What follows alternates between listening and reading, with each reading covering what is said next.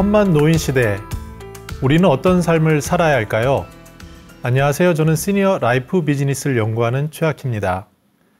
초고령 사회가 이렇게 눈만 들어보면 현실로 다가오고 있습니다. 시골에 가보면 이미 52% 정도가 초고령 사회고요. 도심 지역에서도 은퇴 후에 공원이라도 갈라치면 60대에는 아주 막내 취급을 받기 쉽습니다. 지방에 가면 70대조차도 막내인 경우가 허다합니다. 우리는 아직까지 한 번도 겪어보지 못한 초고령 사회를, 그런 현실을 부닥뜨리고 있는데요. 여기에 대해서 어떻게 살아가야 될지, 어떤 길을 준비해야 될지에 대해서는 개별적으로 자기가 경험하는 것에 의존해서 살아가는 그런 현실입니다. 버스나 지하철, 그리고 사람들을 만나면은 크게 세 가지 이야기를 많이 합니다.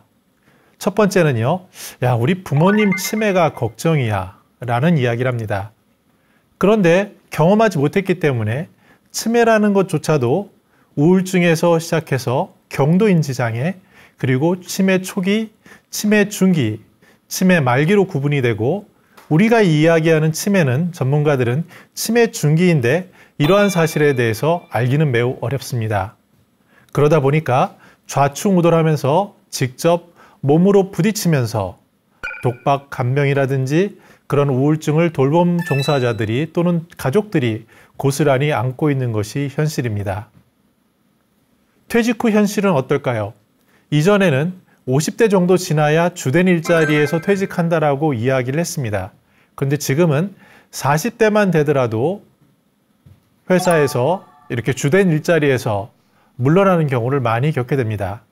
많은 사람들은 이전의 생활 방식인 야, 나는 그래도 몸과 마음과 정성을 다해서 열심히 하면은 될 거야, 이런 생각을 가지고 퇴직 후의 삶도 똑같은 자세를 가지고 세상을 바라보고 준비를 합니다.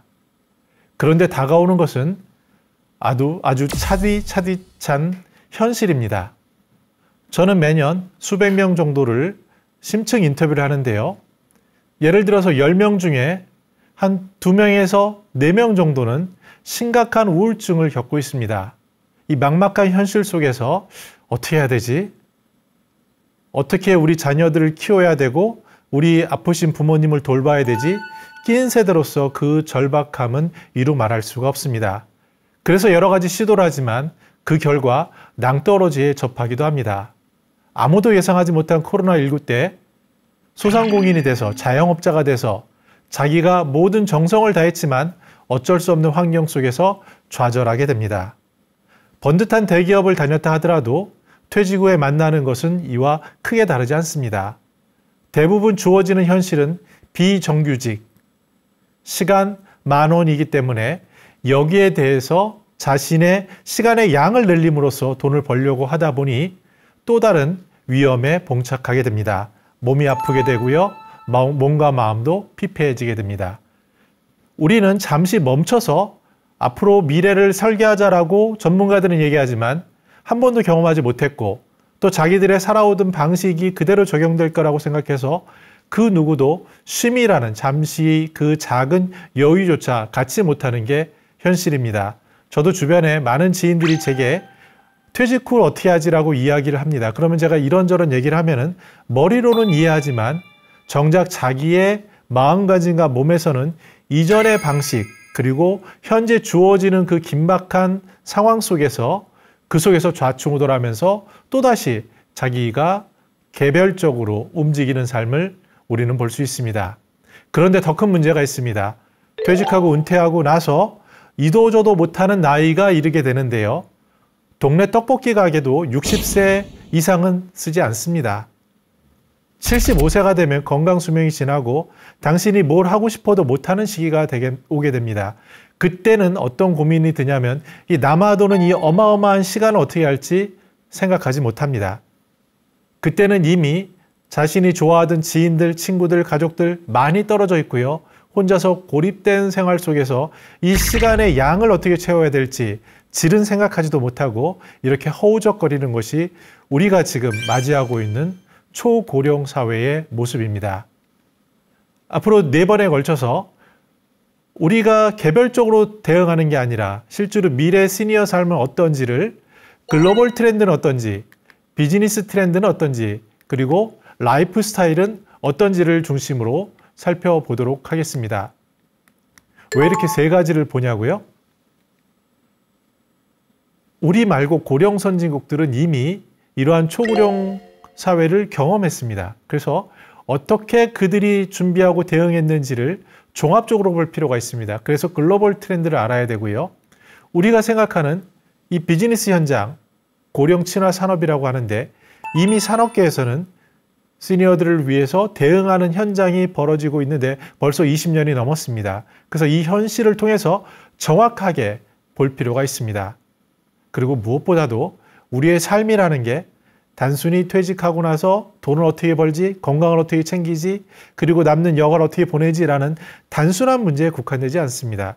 이것을 적어도 한 24가지 정도로 종합적으로 봄으로써 우리는 즉 미래 시니어 삶을 글로벌 트렌드는 어떤지를 통해서 종합적으로, 그리고 비즈니스 트렌드를 통해서 정확하게, 라이프 스타일을 통해서 세밀하게 그렇게 살펴보고자 합니다. 그럼 하나씩 먼저 설명을 드리도록 하겠습니다. 이 글로벌 트렌드를 보면은요, 제가 이제 꼽은 것은 미국 은퇴자 협회, 그리고 미국 노년학회 이런 부분들이 있습니다. 물론 미국 외에도 일본이나 다른 나라도 있지만 미국의 장점은 이러한 프레임을 가지고 틀을 만드는 겁니다. 그래서 그 속에서 우리의 삶을 건강, 현금 흐름, 시간으로 이렇게 구분해 보면요, 크게 6가지 정도 우리가 관심 있게 봐야 할 미래 트렌드를 볼 수 있습니다. 첫 번째 질문은요, 환경 노년학이라고 부르는 겁니다. 즉, 나이 들어서 은퇴 후에 어디서, 누구와, 어떻게 노년기를 안전하고 편리한 환경에서 살아갈 것인가에 대한 그런 질문을 하게 되는 거죠. 두 번째 질문이 있는데요. 우리는 기술의 진화를 등한시할 수 없습니다. 오늘 기사를 보니까 굉장히 기술의 속도가 빨라져서요, 몸이 불편하신 분들도 로봇을 착용하면 굉장히 편리해질 것 같습니다. 특히 삼성에서 모핏을 만들고 있는데요. 아주 간단히 착용을 하면 못 걷던 분들도 걷는 도움을 얻을 수 있고 실생활에 굉장한 활력을 얻을 수 있을 것 같습니다. 무엇보다도 인공지능으로 인해서 챗GPT라든지 또 이것을 상담으로 하기 때문에 시니어들은 제대로 질문하면 제대로 답을 주는 그러한 아주 풍요롭고 활기찬 삶을 살 수 있는데, 이런 질문이 기술 노년학에서 던지는 질문입니다. 돈에 대해서도 물어볼 수 있는데요. 금융 노년학이라는 게 있습니다. 이제 금융에서 바라보는 건데, 금융하면 돈, 재무적인 준비에 대해서 얘기하는 거 아니야? 라고 생각하기 쉽습니다. 근데 사람은 이런 돈에 대한 재무적인 준비도 필요하지만 동시에 돈이 아닌 비재무적인 준비도 필요하고요. 이것을 어떻게 조화와 균형을 이룰 것인가, 이런 것들을 바라보고 있습니다. 그리고 네 번째는 조부모 경제라는 거예요. 그랜드 페런츠 이코노미라고 하는데요. 아무래도 내리사랑이라고 하지 않습니까? 손자, 손녀의 사랑 어마무시하지 않습니까? 영화 같은 걸 보더라도요, 삶의 마지막 지점에 가서는 내가 정말 사랑하는 손자녀를 보고 싶다. 우리가 잘 아는 영화 버킷리스트에 보면 마지막에 세상에서 가장 아름다운 미녀와 키스하기인데 그 미녀는 바로 사랑하는 손녀딸이었습니다. 점점 시니어들은요, 가족의 통합이라든지 세대 소통, 공감을 위해서 어떻게 소비를, 자녀들을 위해서, 손자녀를 위해서 소비를 할 것인가, 그리고 어떻게 유산을 남기기 위해 무엇을 할지를 고민합니다. 제가 만나본 많은 시니어들은요, 이런 이야기를 합니다. 돈이 많으신 분들은 요새 젊은 사람들 먹고 살기 너무 힘든데, 그리고 이 친구들이 아무리 열심히 하더라도 서울에 집 한 채 사기가 불가능한 거 아니야? 이렇게 고민하는 시니어들부터 경제적으로 어려운 시니어들이라 할지라도 내가 사랑하는 손자녀는 내가 겪었던 어려움들, 당시에 후기 고령자인 경우에는 심지어 전쟁과 또는 일제시대까지 경험을 하셨는데요. 이런 거는 겪지 않아야 되지 않아? 배고프지 않아야 되지 않아? 공산주의는 없어야 되지 않아? 이러한 것들을 가지고 있는데요. 제가 눈여겨보니까 손자녀들을 조부모가 키우다 보니 둘 사이의 유대감이 상당히 큽니다. 그래서 서로 공감하는 게 많고, 청년들은 우리 시니어들, 할아버지 할머니들의 더 건강하고 행복한 삶을 걱정하고, 할아버지 할머니들은 우리 사랑하는 손자녀의 더 편안하고 자기가 원하는 것을 할 수 있는 그런 삶에 대한 공감이 있습니다. 이런 것들이 결국 가족 통합, 세대 소통 공감으로 이어지기 때문에 이를 조부모 경제라고 합니다. 제일 중요한 거는 결국 시간에 대한 건데요. 저는 창의적인 노년기를 제일 주목합니다. 왜냐하면 살아오면서 인생 최초로 나이 듦을 경험하면서 문화예술 분야에서 어떻게 내가 시간을 취미와 여가활동, 사회공헌활동을 통해서 나의 자아 실현을 할 것인가라는 질문에 답을 주는 게 바로 창의적인 노년기입니다. 우리가 잘 아는 매슬로우의 욕구 5단계를 보더라도요. 맨 마지막에는 자아 실현이라는 게 있습니다. 한번 돌이켜보세요. 예전에 제 친구랑 이런 얘기를 했습니다. 너는 언제 삶이 제일 좋을 것 같아? 그랬더니 그 친구는 나는 대학 생활일 것 같아. 왜냐하면 아직은 책임이 없고 내가 원하는 공부를 마음껏 골라서 할 수 있잖아 라고 얘기했습니다. 물론 지금의 대학과 그때와 대학은 조금 다르겠지만 어쩌면 시니어들은요. 인생의 황금기인 대학 생활을 하는 것과 비슷합니다. 왜냐하면요. 일을 하고 싶어도 그 일이 쉽지 않습니다. 그런 상황이 주어지지 않아요. 그러다 보면은 체념이 아니라 내려놓음을 하게 되죠. 그러다 보면 이 시간을 어떻게 조화롭게 보낼지에 대한 고민이 있고 어제 TV 프로그램에 보니까요. 70세인데 아침에 일어나셔서 영어 회화를 하시고 또 가서 점심을 맛있게 드시고 목공과 여러 가지 활동들을 통해서 이 시간을 알차게 놓고 있습니다. 그 자리에 물론 노인 일자를 통해서 일정 부분 소득도 취하고 있고요.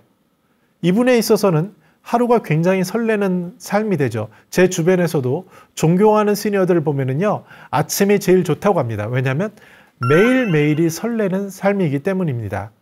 그 설렘에는 우리는 바로 창의적인 노년기에 대한 진지한 고민이 담겨야 합니다. 이런 창의적인 노년기와 함께 제3의 아지트라는 게 필요해요. 예전에는 회사를 가고 집에 왔으면 됐습니다. 그리고 주말에 쉬거나 해외여행을 가면 되는 거였는데요. 지금은 일을 할 데가 없어요. 갈 곳이 많은 경우에 대부분 없습니다. 그래서 그곳은 제3의 아지트가 필요한데 도서관이 될 수도 있고요. 또는 취미 활동을 하는 그런 공간일 수도 있습니다. 아니면 여러분이 좋아하는 커피숍일 수도 있고 주변의 공원일 수도 있습니다.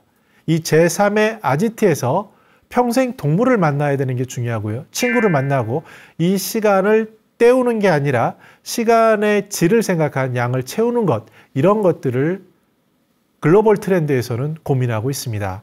끝으로 여행만 하는 게 아니라 학습과 커뮤니티를 합니다. 은퇴 후에 뭐 하고 싶어요? 그러면 당연히 여행이라고 이야기를 합니다. 아마 우리나라 사람들처럼 여행을 많이 가는 분들도 별로 없을 것 같은데요. 청년들의 경우에는 굉장히 빈도가 높죠. 시니어들인 경우에 특히 연금 부자인 경우에는요. 우리 다음 주에 오로라 보러 갈까? 하면 보러 갈 수 있는 분들이 주변에 많이 늘고 있습니다. 물론 평생 여행 한번 못 가신 분들이 대부분입니다. 그러나 우리가 생각하는 여행이라는 것은 시니어들의 경우에 외국에서는 조금 바뀌고 있어요. 단순한 게 아니라 학습을 해야 되고요. 더 중요한 것은 커뮤니티가 있는 겁니다. 같은 생각을 한 사람들끼리 여행도 하고 학습도 하고 활동을 하는 그런 것이 중요해지고 있습니다. 물론 우리나라 시니어들도요.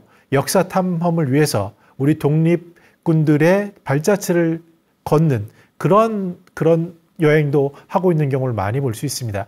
이렇듯 글로벌 트렌드에서 올해 2024년에 제가 꼽은 주목할 부분은 환경 노년학, 기술 노년학, 금융 노년학, 조부모 경제, 창의적인 노년기, 제3의 아지트, 여행 학습, 커뮤니티 이렇게를 꼽을 수 있습니다. 두 번째는요. 우리가 이 정확하게 봐야 된다라고 말씀드렸어요. 고령 친화 산업이 우리나라에 벌써 24년 전부터 이렇게 있었습니다. 그리고 법으로도 있어요. 많은 분들이 많이 놓치시는 분인데 실제로 현장에서는 어떤 부분에서 일어나냐면 여러분들이 노인장기 요양보험 혜택을 받는 것, 또 그걸 통해서 복지용구를 구매할 수 있는 것, 이 부분으로 국한돼 있어서 아 저게 노인 고령 친화 산업이야 라고 볼 수 있을 것 같습니다. 근데 요즘은요. 실버타운, 시니어의 주거에 대해서 보험사라든지 대기업들이 뛰어들고 있죠. 왜냐하면 젊은 층은 줄어들고 있고요. 시니어는 급격히 늘어나고 있는데 이 시니어들 중에 여력 있는 분들이 많이 늘고 있기 때문에 그렇습니다. 그래서 현장에 있는 실버 산업에 종사하시는 분들은 이런 얘기를 합니다. 대표님 굉장히 두렵습니다. 이게 거의 묻지마 투자인 것 같아요. 라는 얘기를 합니다. 저는 이 업계에 약 24년 있었는데요. 초반에 우리가 노인장기 요양보험이 생긴다고 할 때 굉장히 설레했습니다. 그때 이슈는 복지냐 비즈니스냐를 가지고 다퉜어요. 아니 어떻게 복지를 얘기해야 되는데 비즈니스를 얘기해? 라는 게 화두였고요. 그로부터 또 조금 지나서 중국이나 이런 데서 우리나라를 찾아왔어요. 그래서 한국에서 실버타운을 배워야겠습니다 하면 뭔가 될 거야 라는 생각을 했지만 그때 과감하게 투자한 선두자의 길을 걸은 많은 분들이 개인적으로는 굉장히 파산의 경험을 많이 겪으셨어요. 시장의 성숙과는 달리 뭔가 될 거야 라는 생각으로 했지만 여건이 성숙되지 않았던 거죠. 그런데 지금은 많이 바뀌고 있습니다. 올해 전망을 제가 4가지 정도만 핵심을 말씀드리면요. 먼저 공공투자는 효율화를 꾀할 수밖에 없어요. 왜냐하면 돈이 없습니다. 늘어나는 노인들에 대해서 장기요양보험 하는 것도 벅찹니다.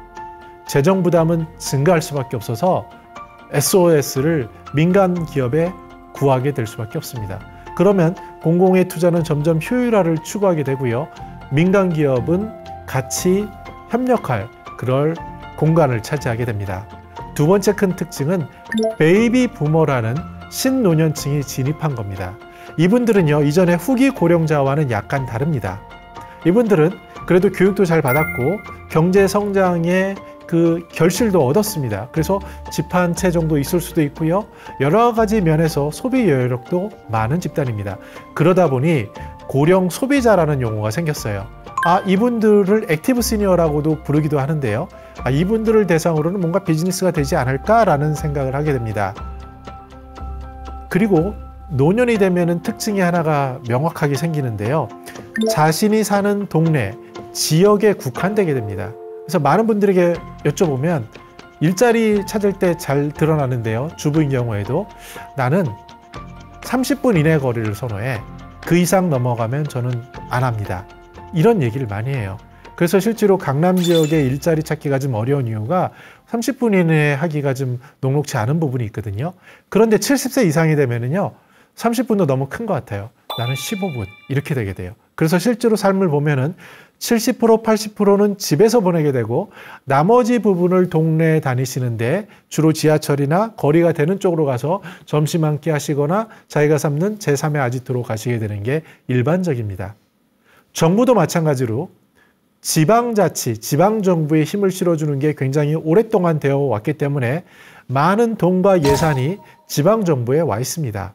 그렇다 보니 지자체의 전달체계라고 하는데 지자체에서 어떻게 주민들의 욕구를 맞출 것인가 이런 쪽이 강화가 되고요. 점점 하는 일들이 우리 지역 주민의 특성에 맞춘 그러한 서비스를 제공하는 쪽으로 강화되고 있습니다. 네 번째 특징은 스마트 신기술을 무시할 수 없는 거예요. 스마트폰 하루에 몇 시간 보세요? 시니어들이요. 요새 유튜브에 굉장히 심취하시잖아요. 웬만한 정보 다 있고요. 요새 TV 잘 안 보신다고 해요. 왜냐하면 스마트폰으로 볼 수 있고 OTT도 볼 수 있으니까요. 그런데 더 놀라운 변혁이 4차 산업혁명 기술 때문에 발생하고 있어요. 여러분들이 언론에서 듣고 TV에서 듣는 챗 GPT라는 게 생각외로 굉장히 심각한 영향을 미칠 수 있습니다. 긍정적인 영향 측면에서 말씀을 드리는데요. 저는 모더레이터로 활동을 하는데 최근에 디지털 비전 조사라는 걸 했어요. 거기에는 20대부터 60대 그리고 외국인까지 조사를 했어요. 많은 사람들은 누가 이 디지털 역량이 뛰어날 거냐, 여기에 대해 잘 대응할 거냐라는 질문에 대해 그게 당연히 젊은 사람이지 이렇게 생각하기 쉽습니다. 그런데 직접 이야기를 들어보니까 좀 상황이 달랐어요. 20대는요, 네이티브 디지털이잖아요. 그래서 그냥 디지털이 익숙한 거예요. 가르쳐주지 않아도 조작하면서 배웁니다. 그런데 30대, 40대, 50대가 되면은요, 현업에 집중하다 보니까 실제로 그렇게 시간과 여력이 별로 없어요. 그래서 생각외로 정보도 그렇게 많이 앞서지 못합니다. 그런데 60대 넘은 베이비 부모들은 좀 달라요. 어떻게 보면 시간이 굉장히 많잖아요. 호기심도 있고. 그런데 챗 GPT가 굉장히 쉬워졌어요. 이거를 챗봇이라고 하는데 물어보고 답하는 건데요. 음성 지원도 돼요. 저도 굉장히 많은 글쓰기 작업을 하는데 올해 들어서 최근 들어서 또 바뀌고 있습니다. 예를 들어서 제가 시니어 비즈니스 트렌드에 대해서 어떻게 생각해? 라고 하면은요, 눈 깜빡할 사이에 굉장히 많은 정보를 줍니다. 물론 아직까지 디테일에 들어가면은 전문가의 수준에 못 미치는 게 있지만 중요하게 뭘 봐야 되는지, 어떤 게 중요한지는 정확히 짚고 있어요. 여러분들이, 시니어들은요, 지혜가 있는 분들이에요. 그래서 제대로 물으면 답을 주는데 이러한 기술, 스마트 신기술들은 굉장히 도움이 될 거고요. 운전만 해도 그렇습니다. 운전을 습관화하고 생활하시는 분들이 두려워하는 게 있어요. 뭐냐면 내가 운전을 못하면 어떻게 되지? 이런 거예요. 뭐 많은 경우는 아니지만 운전을 많이 하시는 분들은요. 특히 이제 골프 치러 가실 때 많이 발생을 하는데 4명이 쳐야 되지 않습니까? 근데 한 분이 아파서 만약에 못 오게 돼요. 또는 한 분이 운전을 못하게 돼요. 그러면은 둘, 셋이서 치게 되는데요. 이러면 이제 문제가 생겨요. 그러면서 점점 고립되기 시작하는데 고민이 생기죠. 야, 이 운전을 해서 내가 그래도 이만큼 가는데 어떻게 하지? 라는 질문이 생깁니다. 근데 치매 검사를 할 때요. 이 치매 검사가 60, 75세가 되면은 적성 검사를 하게 되거든요. 그때 치매 검사까지 들어가게 됩니다. 그래서 굉장히 실질적으로 운전에 대한 부담이 있는데 이걸 해결해 주는 게 생기고 있어요. 여러분들도 요새 신차를 구입하시면 웬만한 자율주행에 근접한 서비스를 받지 않습니까? 어떤 경우에는 정말 그냥 손만 얹고 있으면 대부분 다 되는 수준까지 올라가고 있는데 기술의 발전은 우리가 생각한 것보다 굉장히 빠릅니다. 그래서 점점 대기업들도 들어가고 있고요. 근데 중요한 것은 기술에서는 적정 기술이 중요해요. 제가 제일 애정하는 것이 로봇 효돌인데요. 이것은 인형으로 된 로봇이에요. 근데 최근에 굉장히 글로벌상을 탔어요. 제일 주목하는 것은 이 반려동물이 사람과 소통을 한다는 거예요. 어르신들에게 마치 손자녀처럼 느껴질 수 있게 소통을 하고요. 이 효도를 통해서 어르신들이 이야기하고 싶은 대상과 연결해 줍니다. 이것을 마케팅 용어로 니드라고 하는데 사람들은 어울리고 싶고 소통하고 싶고 이런 니드가 있어요. 이것을 채워주는 적정한 기술로 스마트 신기술이 굉장히 빠르게 발전할 겁니다. 우리는 현재 어떤 상황인지를 통해서 시장을 정확하게 이해할 필요가 있습니다. 아마 제일 직접적인 것은 라이프 스타일일 거예요. 저는 시니어 레거시라는 책을 통해서 3명의 공저자와 같이 24가지 항목을 뽑아봤어요. 삶에 있어서 라이프 스타일을 어떻게 측정하고 평가할 수 있을까라는 질문이었습니다. 크게 재무와 비재무로 나누고요. 이거를 현금 흐름에 대한 것, 시간에 대한 것, 건강에 대한 걸로 나눠봤어요. 현금 흐름은 야, 그래도 내 돈을 결정해야지. 특히 내가 내 시간을 결정해야지. 많은 분들이 퇴직하고 나서 시간을 결정하지 못하는 이유 중에 가장 큰 것은 돈을 벌어야 하기 때문이에요. 당장 월 생활비를 벌어야 되고 아니면 당장 자녀들 학비를 벌어야 되기 때문이죠. 물론 많은 경우에는 그 속을 들어가 보면 꼭 그런 것도 아니지만 걱정이 많은 부분을 차지하고 있지만 그래도 그것이 현실입니다. 그래서 이러한 자기결정을 도울 수 있는 질문을 할 수 있어야 되고요. 또 현금 흐름이 지속 가능해야 돼요. 왕년에 굉장히 성공하신 분들이요. 노후에 끔찍한 경우를 당하는 것을 저는 많이 봤습니다. 심지어 75세까지 굉장히 행복하게 돈 걱정 없이 풍족하게 사시던 분들이 곤란을 겪는 경우를 많이 봅니다. 대부분 이것을 사기라든지 잘못된 투자라고 얘기하는데요. 이런 거예요. 성공만 하시던 분들은요. 자신의 성공 방식이 지속될 거라고 가정을 합니다.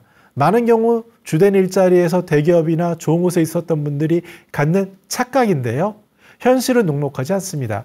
그것을 이겨낸 소수 몇 분들이 또다시 성공의 금융적인 현금 흐름 측면에서 성공이죠.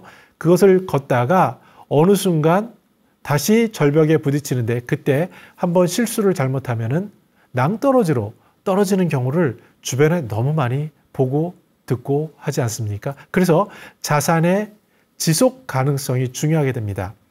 시간에 있어서는요, 삶의 질을 생각해야 되고 무엇보다 좀 품격이 있는 것을 이야기하면 좋겠습니다. 아니 젊을 때야 그럴 수 있다고 봐요. 뭐 아파트 몇 평을 늘렸고 내 취미는 골프고 돈이 얼마가 있고 이럴 수 있지만 이 이야기를 계속한다면 어떤 일이 발생할까요? 주변에 나이 들어서 어울리지 못하고 따가 되시는 분들의 공통점 두 가지가 있습니다. 하나는 절대 남의 얘기를 안 듣는 거예요. 자기 얘기하기 바쁜 거죠. 근데 사람들은요, 누구나 자기 얘기를 들어주는 걸 제일 좋아해요. 그래서 가장 존경받는 노하우가 뭐냐라고 물어보면 저는 자신 있게 말씀드립니다. 바로 상대방의 이야기를 들어주고 경청하는 거예요. 그러려면 자기 얘기를 조금 덜 줄이고 들어줘야 되죠. 그리고 두 번째는요, 자기 자랑하는 거예요. 아니, 자기 자랑하는 건 좋은데 하다 안 되면은요, 자기의 손자녀, 자기의 이웃, 옆에를 자랑하고 있어요. 그런데 생각해 보면은 이 소중한 시간에 한두 번은 괜찮지만 계속한다면 누가 좋아하겠습니까? 그런 분들에게서 품격을 느낄 수 있을까요? 굉장히 어려운 질문입니다. 저만 하더라도 똑같은 얘기를 하고 있으니까요. 그런데 최소한 라이프 스타일에 있어서는 뭔가 품격, 여기서는 구체적으로 소명이라든지 지성이라든지 이런 부분들에 대한 관심을 가져야 됩니다. 건강에 있어서도 마찬가지인데요. 건강에 제일 중요한 것은 어울림입니다. 왜 어울림이냐고요? 사람은요, 함께 살아가는 존재예요. 여기에 대한 가정을 무너뜨리면서 곤란을 겪는데요. 유튜브 썸네일을 보면 난 나이 들었더니 친구 별로 필요 없어요. 경조사 안 가도 돼요. 물론 반은 맞고 반은 틀리는 얘기입니다. 왜냐면요, 사람은 혼자서 사는 순간 철저하게 고독을 경험하게 되는데 제일 무서운 게 고독이에요. 그러면 삶의 반경이 줄어들게 되고요. 신체뿐만 아니라 정신 건강이 피폐해집니다. 많은 사람들은 건강할 때 정신 건강이 이미 50%를 넘어서고 있어요. 그 정신 건강의 대부분은 우울증에서 오는데 그 우울증은 고립에서 오고요. 이 고립은 어울리지 못하는 데서 발생을 합니다. 이 어울림은 우리가 생각한 것보다 너무너무 중요한 부분입니다. 그리고 또한 요즘은 건강과 함께 영성에 대한 관심이 높아지고 있습니다. 우리는 이미 소득 3만 불을 넘어선 선진국이에요. MZ세대는 태어날 때부터 선진국이었어요. 후기 고령자는요, 굉장히 배가 고파서 밥도 못 먹던 시대에 살았던 분들이고요. 베이비 부모는 민주화로 매일 최루탄 가스를 맞고 지냈던 세대입니다. 그런데 MZ세대는 이런 경험 없이 이미 3만 불 선진국 대열에 살던 사람들이에요. 이 격차가 굉장히 큰데요. 우리 베이비 부모들, 후기 고령자들도, 시니어들도 이미 우리는 선진국 반열에서 살고 있습니다. 이때 우리가 생각할 것은 영성이라는 겁니다.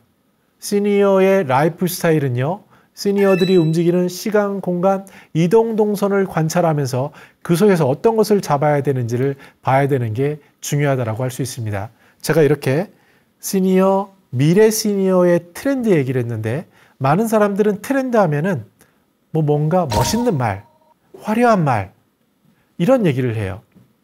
근데 시니어들에게 그런 말이 정말 중요한가요? 저는 그렇지 않다고 봅니다.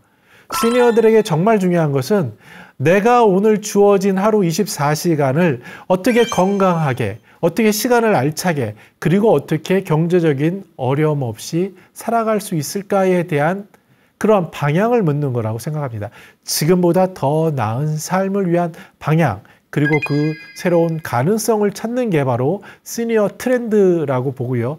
그래서 트렌드의 방향이 중요하다고 생각을 합니다. 그래서 제가 시니어 트렌드 2024에서는 여러 가지로 이렇게 트렌드 키워드를 만들어 봤어요. 그럼 이런 방향에서 이런 것들을 봐야 되지 않을까라는 관점에서 건강에 대해서, 그리고 현금 흐름에 대해서, 그리고 시간에 대해서 이렇게 조율을 해봤습니다. 자, 그러면 앞으로 4번에 걸쳐서 말씀드리려고 그러는데 처음으로 그 라이프 스타일에 대해서 우리가 한번 생각을 해보겠습니다. 이 라이프 스타일은 간단하게요. 몸의 건강, 그리고 정신의 건강, 그리고 돈, 시간에 관련된 것입니다. 먼저 전반적인 우리 시니어 삶을 좀 볼 필요가 있어요. 중요한 키워드가 있는데 건강수명이라는 거예요. 기대여명은 들어봤는데 건강수명은 아마 많이 못 들어보셨을 거예요. 기대여명이라는 건 뭐냐면 우리가 평균 몇 세까지 삽니다예요. 이미 83세, 86세 이렇게 높아지고 있어요. 근데 이 통계적인 거는 항상 그 함정이 있어요. 뭐냐면 이건 평균적인 거예요. 그 얘기는 뭐냐면 더 나은 사람도 있고 더 못한 사람도 있죠. 코로나 때 주변에 50, 60 세대 많이 돌아가시는 걸 많이 봤거든요.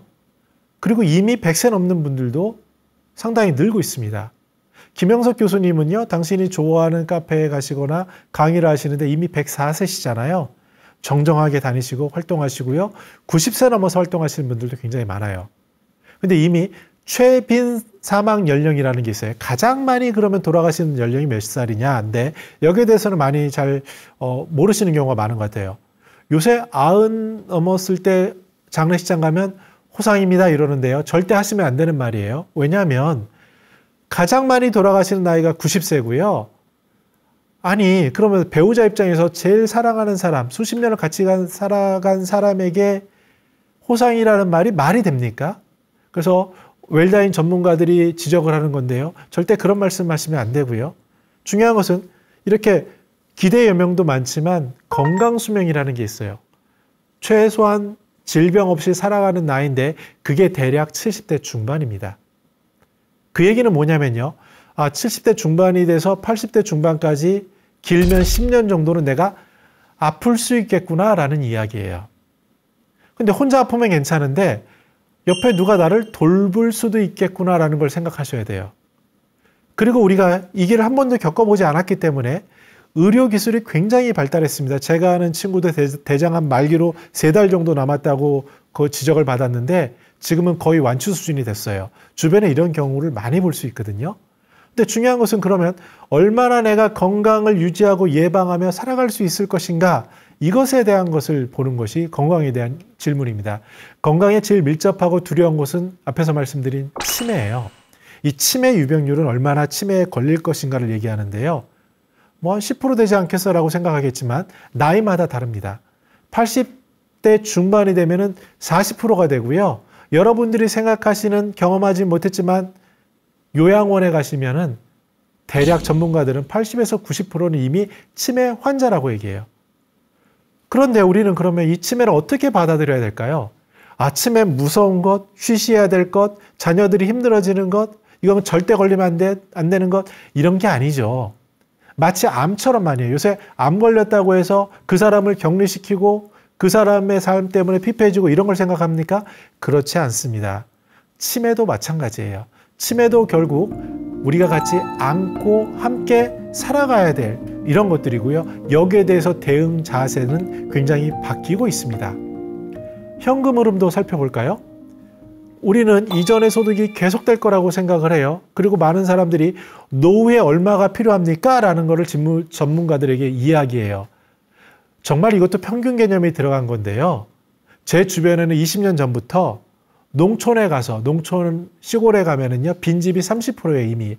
빈집에 가셔서 행복하게 사시고, 거기서 자녀를 대학에 보내시고, 그 누구보다 따뜻한 햇살과 함께 건강한 삶을 사시는 분들이 많이 계십니다. 이미 우리나라에서 외국으로 6개월씩 여행을 다니면서 한 달 살이가 아니라 6개월 살이, 3달 살이를 하시는 시니어들도 늘고 있어요. 돈에 대해서 관점을 좀 바꿔야 되는데요. 이전만큼 많이 벌지 못합니다. 이전만큼 벌 수 있는 길은 거의 없어요. 일부 몇몇을 제외하고요. 현실은 아까 말씀드린 비정규직, 즉 최저시급으로 주어지는 겁니다. 그러면 질문은 이렇게 바뀌어야 되죠. 내가 얼마를 벌 수 있는 거는 대부분 정해집니다. 그럼 내가 얼마를 줄여야 되지? 그리고 내가 자산이 얼마가 있으면 중요하지 않아요. 제 주변에 100억 자산가를 연구한 적이 있는데요. 이분들의 삶은 다를 것 같습니까? 그렇지 않더라고요. 부동산 자산이 대부분이고요. 그리고 현금 흐름이 흐르긴 흘러요. 그런데 이분은요, 자녀들이 다 잘 되면 외국에 살지 않아요? 혼자 사세요. 외롭게 혼자서 돈은 100억이 넘지만 지금도 그렇게 사시는 분들이 많이 있습니다. 심지어 이 부동산 자산을 내가 사랑하는 자녀에게 물려줘야지라는 그러한 기대감을 가지고 안고 사시는 분들도 계시는데요. 물론 베이비 부모는 많이 생각이 바뀌었지만 여전히 후기 고령자 중에 이런 분들이 많이 계시는데 그랬을 때는 실제로 현금 흐름이 원활하지 않기 때문에 우리가 생각하는 부자와 실제로 원활한 현금 흐름의 상관은 차이가 있습니다. 제일 중요한 거는 시간에 대한 거예요. 우리는 사람은요, 시간과 공간의 동선에 제약을 받습니다. 하루 누구에게나 24시간이 주어져요. 근데 그 시간을 한번 발라볼까요? 수면에 8시간 정도 쓰세요. 그 정도는 쓰셔야 되죠. 그거 빼고 집에서 뭐 세면하시고 뭐하고 하는 시간 빼고 뭐하다 보면은 집에서 한 70% 정도를 보내게 돼요. 그럼 예전에는 어땠느냐? 학생 때는 학교 다녔고요. 그리고 젊었을 때는 일을 했잖아요. 그럼 시니어 때는요. 이 시간을 채워야 돼요. 근데 몇 년 전만 하더라도 대부분 TV로 채웠어요. TV 시청이 4시간에서 5시간이에요. 근데 요새는 TV보다 더 다양한 OTT라든지 유튜브라든지 이런 것이 있어서 채워지는 것 같지만 여전히 그 패러다임에 갇히신 분들은 시간을 소비에 집중하게 되고 그 시간에 제약을 받게 됩니다. 근데 이제는 이 시간을 어떻게 알차게, 얼마나 질있게, 그리고 앞에서처럼 얼마나 설레면서 살지를 고민하는 것이 필요해 보입니다. 그래서 라이프 스타일 한번 평가해 보시기 바랍니다. 24가지로 여기 띄워드렸는데요. 내가 얼마나 밸런스를 갖추고 있는지, 얼마나 내가 균형적인 삶을 사는지를 체크해 보셔야 돼요. 근데 몇 가지 제가 중요한 질문을 하나 드리면요. 여러분들은 평생교육 받으시나요? 미국에서는요. 3가지 패러다임으로 얘기한 적이 있었는데 뭐냐면요. 쉬고 교육을 받고 일하는 거예요. 그리고 쉬고 교육을 받고 일하는 거예요. 교육이라는 게 상당히 중요합니다. 교육을 꼭 대학에서 배우고 학교 배우고 수능을 치르고 이런 것들이 아니에요.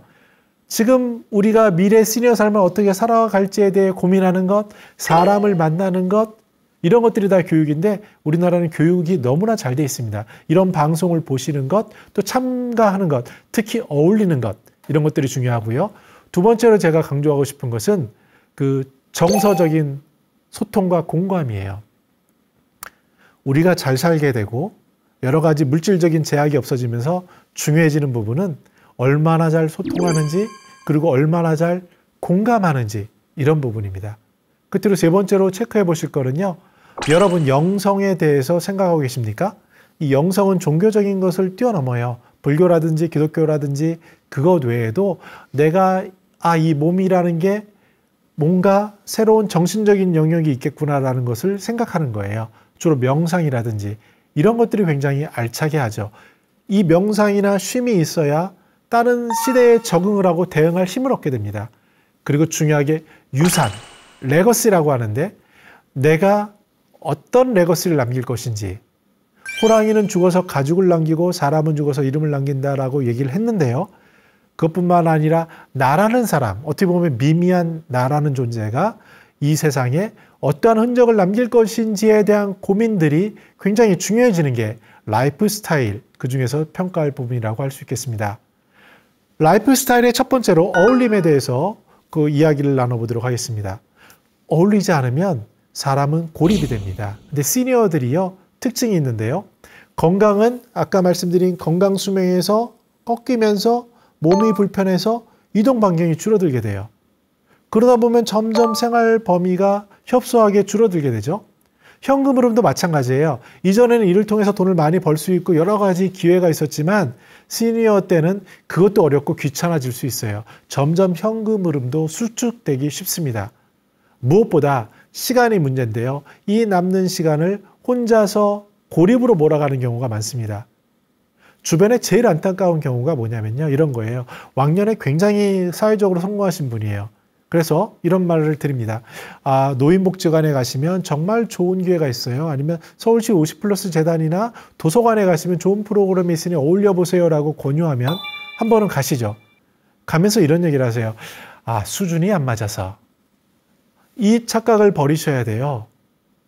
여러분들이 주된 일자리에 있을 때는 그런 수준이라는 게 척도가 측정될 수 있었잖아요. 돈을 많이 벌든지 승진하든지. 그런데 살아가면서 삶은요, 그렇게 협소하지 않습니다.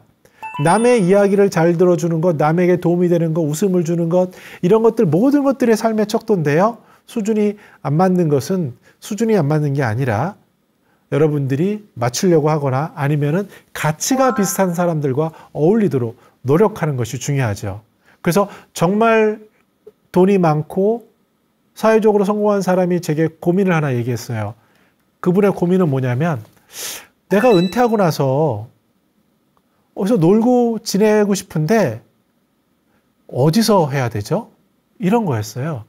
즉 내가 내 수준에 맞게 어디서 이렇게 보내면 될까요? 라는 이야기를 하는데 여러분들은 시니어를 생각하면서 가치라든지 삶에 있어서 호흡이 맞는다든지 소통이 되는 분들과 그런 어울림을 하는 것이 굉장히 필요합니다. 그래서 사례를 3가지를 들어보는데요. 첫 번째, 외국에는요, 외로움 고독 장관이라는 게 있어요. 영국하고 일본 사례인데요. 우리나라도 이제 초고령 사회가 빠르면 올해 말에 들어오거든요. 그러면 거대한 변화가 생길 거예요. 언론에서는 굉장히 주목할 겁니다. 노인청 설립부터 여러 가지 이전에 없었던 이야기들이 생길 거예요. 그러면서 아, 정말 이 외로움과 고독이 심각한 사회 문제구나. 이미 그렇거든요. 우울증, 자살 이런 것들의 근저에는 외로움, 고독 어울리지 못하는 것이 있어요. 이것을 사회 문제로 봐서 이런 부분에 대한 것들도 우리는 이야기가 더 강하게 될 거예요.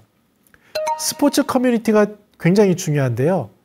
많은 부분 은퇴 후에 삶을 잘 사시는 분들을 보면은 스포츠를 하시는 분들이에요. 근데 왜 스포츠를 하죠?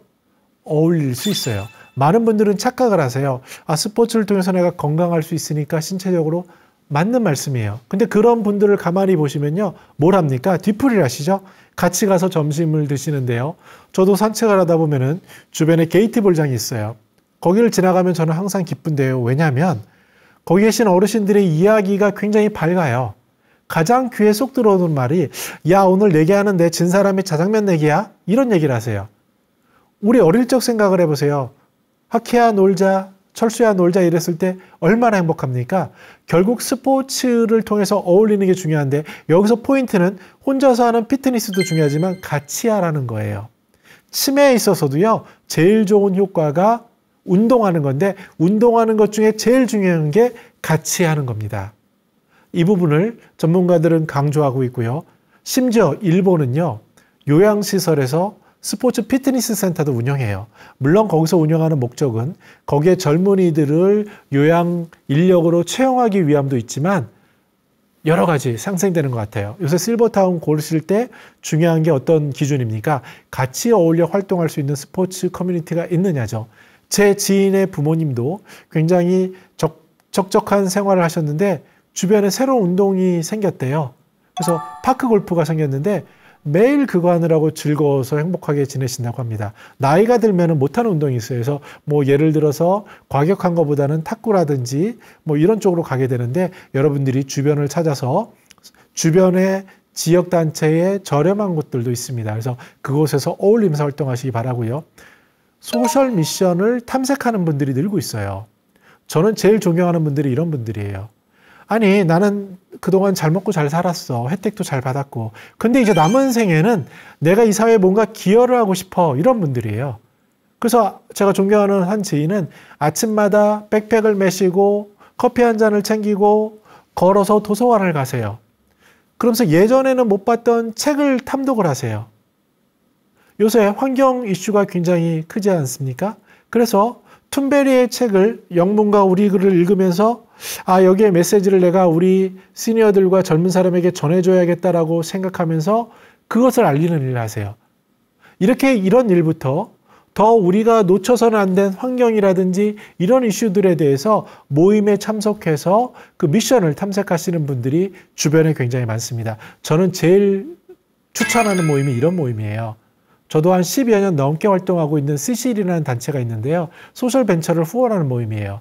근데 최근에 어떤 이슈를 얘기하냐면 우리들이 10년이 지나니까 시니어 당사자가 되니까 야, 우리들 문제를 같이 얘기해보자. 우리들이 생각하는 담론을 얘기해보자 얘기하는데 굉장히 서로 정서적으로 지지가 되고 도움이 되고 있습니다. 네, 지금까지 천만 노인 시대 어떻게 살아갈 것인지에 대해서 3가지 관점, 글로벌 트렌드, 비즈니스 트렌드, 라이프 스타일로 통해서 봤고요. 그 중에 첫 곡지로 라이프 스타일에 대해서 그 중에서 제일 중요한 어울림에 대해서 살펴봤습니다. 다음 시간에는 라이프 스타일의 나머지 중요한 부분들을 살펴보도록 하겠습니다.